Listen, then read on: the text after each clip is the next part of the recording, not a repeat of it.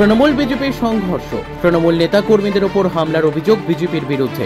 ইট পাটকেল লাঠি নিয়ে সংঘর্ষ, এমনকি আগ্নেয়াস্ত্র উঁচিয়ে শূন্যে 2 রাউন্ড গুলির অভিযোগ। রাজ্য সরকারের পক্ষ থেকে ক্লাবকে দেওয়া অনুদানের 5,31,000 টাকা আত্মসাৎকে ঘিরে তৃণমূল বিজেপি সংঘর্ষের রণক্ষেত্র এলাকা। মালদার ইংরেজবাজার থানা এলাকার কাজীগ্রাম গ্রাম পঞ্চায়েতের বালুয়াডাঙ্গা হরিশপুর এলাকার ঘটনা। ঘটনাস্থলে পুলিশ। রঞ্জন মণ্ডল, নমিতা মণ্ডল, রিন্টু মণ্ডল সহ প্রায় 11 জন তৃণমূল কর্মী আহত হয়েছে। বেশ কয়েকজন বিজেপি কর্মীও আহত। এই ঘটনায় ইতিমধ্যেই বিজেপি কর্মী প্রভাস মণ্ডল, সুভাষ মণ্ডল সহ 12 জন বিজেপি কর্মীর নামে ইংরেজবাজার থানায় লিখিত অভিযোগ দায়ের করা হয়েছে আক্রান্ত তৃণমূল কর্মীদের পক্ষ থেকে। আক্রান্ত এবং গ্রামবাসীদের অভিযোগ, তারা তৃণমূল করে। লোকসভা নির্বাচনে তারা তৃণমূলকে ভোট দিয়েছিল, কিন্তু বিজেপি জিতেছে। তৃণমূলকে ভোট দেওয়ার জন্য সেই আক্রোশ তাদের উপরই ছিল। তার উপর ক্লাবের অনুদানের 5,31,000 টাকা আত্মসাৎ করায় সেই ঘটনার প্রতিবাদ করেছিল তারা। এই কারণে বিজেপি কর্মীরা তাদের গ্রামে চড়াও হয়ে মারধর করেছে তাদের। অন্যদিকে এই বিষয়ে কাজীগ্রাম অঞ্চলের তৃণমূলের সভাপতি সত্যজিৎ চৌধুরী জানান, লোকসভা নির্বাচনে বিজেপিকে ভোট দেওয়ার জন্য প্রচেষ্টা চালিয়েছিল এলাকার কিছু বিজেপি নেতা এবং কর্মীরা, কিন্তু নির্বাচন মিটে যাওয়ার পরও বিজেপি কর্মীদের অত্যাচার এখনো চলছে এলাকায়। আজকে আমাদের 10 জন তৃণমূল কর্মীর ওপর হামলা করা হয়েছে, লিখিত অভিযোগ করা হয়েছে। পাশাপাশি জেলা নেতৃত্বকে বিষয়টি জানানো হয়েছে। মালদা থেকে বিশ্বজিৎ মণ্ডলের রিপোর্ট, এস নিউজ বাংলা। আমার ছেলে, আমার পাড়াপড়শির ছেলে মেয়ে পড়তে যাচ্ছে, ওখান থেকে তাড়িয়ে দিচ্ছে, পড়তে দিচ্ছে না বলে এই গ্রামে ঢুকবি না, ঢুকলে মার বইয়ের পরে ঢুকলে আর এরকম বলছে। এবার ওরা এসে আমাদের মহিলাদের সব মেরে গেছে, অত্যাচার করে গেছে। এদের শাস্তি চাই। কেন মারছে? মারছে কেন? এই আমরা তৃণমূল, ওরা বিজেপি বলে। কতজন মিলে এসে মেরেছে আপনাদের? আর প্রায় 8-9 জন হবে এরকম। কি ছিল ওদের হাতে? কিছু ছিল? এই লাঠি ছিল, হাসুয়া ছিল, তারপরে বন্দুক ছিল, ইট ছিল, সব নিয়ে এসে মারছিল। এখন কি আপনারা আতঙ্কে থাকতে পারছেন?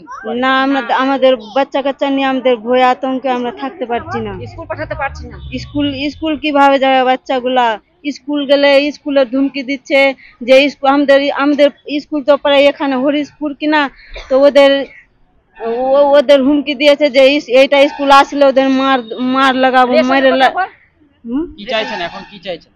আমরা ওদের শাস্তি চাইছি। আপনার নাম? রাজুলি মণ্ডল।